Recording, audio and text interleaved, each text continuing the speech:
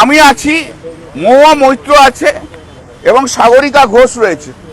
আমরা তিনজন এমপি আজকে এসে জমা দিয়েছি আমাদের রিপ্লাই, যেটা ইলেকশন কমিশন চেয়েছিল, যেটা ঋতুব্রত ব্যানার্জিরা ক্লেম করেছিল, অ্যালেজ ক্লেম দ্যাট ওরা একটা all India Trinamool Congress form করেছে, তার উত্তর। প্রথমত তারা কি বলছে? তারা বলছে যে 3 বছর হয়ে গেছে, 2022 থেকে 3 বছর হয়ে গেছে। তাহলে 3 বছর হয়ে গেলে লাইভ চলে গেছে এআইটিসি অ্যাজ ওয়ার্কিং কমিটি। 1997 সালে West Bengal Trinamool Congress was recognised as a political party. Election commission তাকে রিকগনাইজ করেছিল এবং তার পরবর্তীকালে ডিসেম্বর মাসে মাননীয় শ্রীমতী মমতা বন্দ্যোপাধ্যায় এবং মাননীয় লেট অজিত পাঁজা, তখন এক্স এমপি হয়েছিল, তারা বলল এফিডেভিট করে যে তারা কোনো পার্টির মেম্বার নয়, তারা তৃণমূল কংগ্রেসে রয়েছে এবং স্পেশাল সিম্বল চাইল গ্রাস অ্যান্ড ফ্লাওয়ার। সেইটা 30শে December 1997 full bench of the election commission সেই সিম্বল অ্যালট করলো, রিকগনাইজ করলো। যে 98-এ তৃণমূল কংগ্রেস নির্বাচনে গেল, 7 জন এমপি হলো।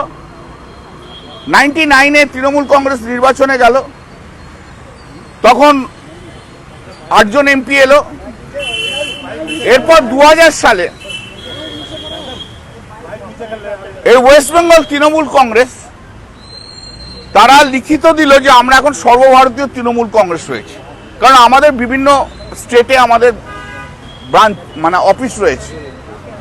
সেই ভিত্তিতে election commission West Bengal Trinamool Congress থেকে অল ইন্ডিয়া তৃণমূল কংগ্রেস করলো এবং সেই সময় জানালো তৃণমূল কংগ্রেস যে আমাদের 3 বছরের যেটা ছিল সেটা অ্যামেন্ডমেন্ট হয়ে 4 বছর হয়ে গেছে। কনস্টিটিউশন অ্যামেন্ডমেন্ট হলো, সেই কনস্টিটিউশন জমা পড়ে গেল।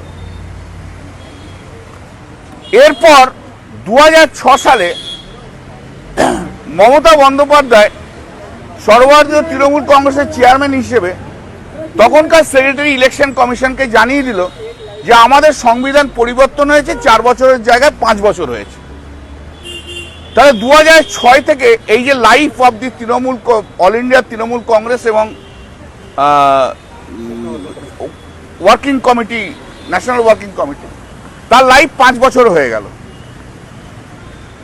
সংবিধান পরিবর্তন হলো এবং সংবিধানের একটা জায়গায় বলল অর্ডিনারিলি 3 বছর ধরে মিটিং করবে, কিন্তু লাইফ 5 বছর থাকবে। তার মানে আউটার লিমিট হচ্ছে 5 বছর। অর্ডিনারি কথাটা তো নট ম্যান্ডেটরি। এরপর থেকে ইলেকশন কমিশন চিঠি দিত 5 বছর অন্তর অন্তর যে তোমরা ইলেকশন করো, তোমরা ইলেকশন করো। ইলেকশন তারপর থেকে 5 বছর অন্তর অন্তর যা ইলেকশন হয়েছে সব কাগজপত্র সব পাঠানো হয়েছে, ব্যালেন্স শিট, হ্যান ত্যান, যা যা রিকোয়ারমেন্ট হয়েছে, যা যা হয়েছে। এবার 2022-এ এসে সর্বভারতীয় তৃণমূল কংগ্রেস কমিটির নির্বাচন হলো। নির্বাচনটা কিভাবে হলো? ফার্স্ট হলো ব্লক লেভেল। ব্লক লেভেলের পরে রিপ্রেজেন্টেটিভ থাকে জেলা লেভেলে। এবার হলো জেলা লেভেল। জেলা লেভেল থেকে হলো নির্বাচন হয়ে এলো রাজ্য লেভেল। এবার রাজ্য লেভেলের থেকে সমস্ত রাজ্য, একটা পশ্চিমবঙ্গ রাজ্য নয় কিন্তু, আর যে সমস্ত রাজ্য আছে সবাইকার মিলিয়ে যে নির্বাচন হলো, তখন এআইটিসি তৈরি হলো এবং এআইটিসি তৈরি হওয়ার পর এআইটিসিতে চেয়ারপারসন হিসেবে নির্বাচিত হলেন মমতা বন্দ্যোপাধ্যায়, চেয়ারম্যান হিসেবে সর্বভারতীয় তৃণমূল কংগ্রেস। তারপর ন্যাশনাল ওয়ার্কিং কমিটি তৈরি হলো, সেখানেও চেয়ারপারসন মমতা বন্দ্যোপাধ্যায়। তাহলে 2022 থেকে 2026 ওদের কেস কি লাইফ এক্সপায়ার করে গেছে 3 বছরে? যদি তাই হয়ে থাকে তাহলে 2025 তর্কের খাতিরে, আমি মানছি না কিন্তু তর্কের খাতিরে হয়ে থাকে, তাহলে তুমি 2026-এ নির্বাচনের টিকিটে তুমি লড়লে সর্বভারতীয় তৃণমূল কংগ্রেসের, আর সিম্বলকে দিল মমতা বন্দ্যোপাধ্যায় চেয়ারপারসন হিসেবে। তাহলে তুমি 2026-এ মেনে নিচ্ছ। যদি না মানো তাহলে তোমার নির্বাচনটাই তো ফ্রড হয়ে গেছে। তাহলে তুমি তো মেনে নাও আর রিজাইন করে দাও। তোমার কথা অনুযায়ী আমি বলছি, আমার কথা নয়, কিন্তু এগুলো ওদের কথা, ওদের কথা অনুযায়ী বলছি। আইনে একটা কথা আছে, doctrine of approbate and reprobate. তুমি একবার blow hot and cold, you cannot do it. তা তুমি মেনে নিয়েছো, তা মেনে নিয়েছো যখন, আমাদের তো আইন আছেই, তাছাড়াও তুমি মেনে নিয়েছো বাই কন্ডাক্ট, মেনে নিয়েছো। এরপর 6 মে সর্বভারতীয় তৃণমূল কংগ্রেস এমএলএদের মিটিং ডাকলো, সেটাও ওরা এলো, মেনে নিল। তারপর 19 মে মিটিং ডাকলো, সেখানেও এলো, সই করলো সর্বভারতীয় তৃণমূল কংগ্রেস, মেনে নিল। এরপর এটা পুলিশের ঋতুব্রত ব্যানার্জি কমপ্লেন করলো, 4 সিগনেচার নিয়ে জেনানি চলছে, সেখানেও বললো আমি সর্বভারতীয় তৃণমূল কংগ্রেসের মেম্বার, এমএলএ। এবার 3 জুন যে বলল, স্পিকারের কাছে একটা চিঠি দিল ওয়েস্ট বেঙ্গলের, সেখানে বললো আমরা সর্বভারতীয় তৃণমূল কংগ্রেসের ব্লক, তারাও মেনে নিলে। এরপর পরে এসে বলছো 3 বছর হয়ে গেছে, এক্সপায়ার করে গেছে, তাই জন্য আমরা নতুন করে একটা সর্বভারতীয় তৃণমূল কংগ্রেস তৈরি করছি। সর্বভারতীয় তৃণমূল কংগ্রেস তৈরি করতে গেলে কনস্টিটিউশন অনুযায়ী, ওরা বলছে কনস্টিটিউশন আছে, তাহলে কনস্টিটিউশন অনুযায়ী নিয়ম কি?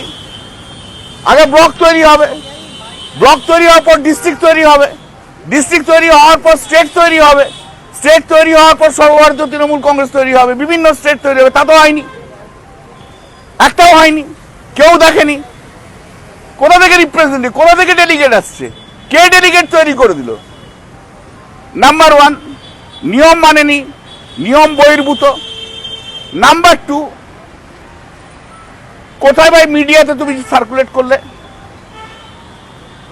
নিয়ম অনুযায়ী এবং আগের প্র্যাকটিস অনুযায়ী আমরা দুটো নিউজ পেপারে আমরা যা এটা অ্যাডভার্টাইজমেন্ট করতাম, হয়নি। স্পেশাল সেশন যেটা বলছে সেটা হয় কখন হয়? সর্বভারতীয় তৃণমূল কংগ্রেস যখন ডিসাইড করে কমিটি যে একটা স্পেশাল সেশন হবে, তাই হবে। তো তুমি সর্বভারতীয় তৃণমূল কংগ্রেস তখন এক্সিস্ট করছে, তারা বলেনি।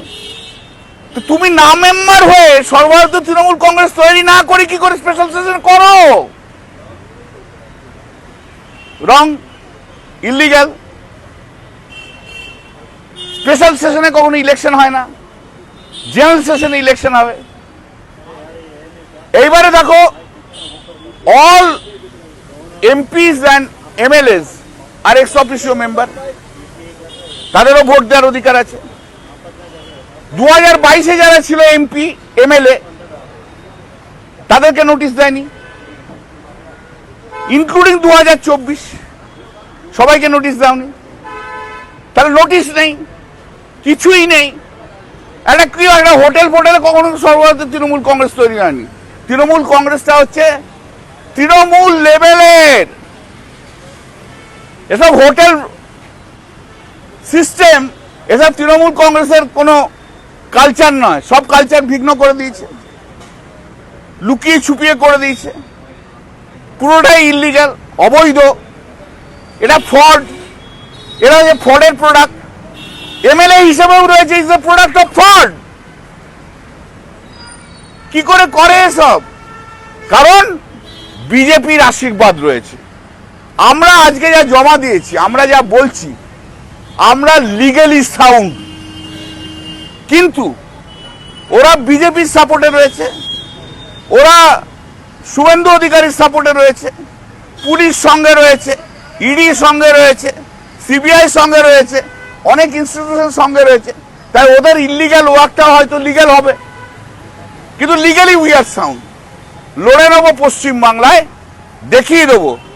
আবার বলছি, আদালতে দেখাবো, জনতার আদালতে দেখাবো, মানুষের কাছে যাও। যারা যে কর্মীরা তোমাদের জিতিয়েছে তাদের কাছে যাও, হিম্মত থাকে তো। মেরুদণ্ডহীন একদিন ঋতুব্রত ব্যানার্জি উলুবেড়িয়ে যেতে পারেনি এখনো। ববি হাকিম মেটিয়াপুরে করতে পারেন, আর এটা তো সবচেয়ে বড় গদ্দার, সবচেয়ে বেশি পেয়েছে আর সবচেয়ে বেশি গদ্দারি করেছে।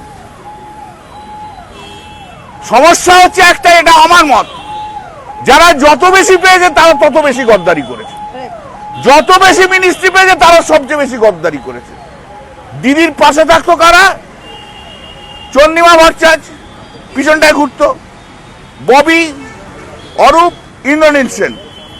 এদের মধ্যে যদি আমি কথা বলতে যেতাম, তখন ববি বা অরূপ টপ করে ঠেলে ফেলে দিত, এমন ঠেলে ফেলে দিত পড়ে যেতাম, বুঝতে পারছো তো?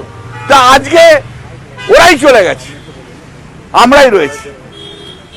তো আমরা এটা দেখে নেবো, এটা আইনের মতো আমরা এসব দেখে নেবো। আজ আমরা আয়ে थे, अरे यार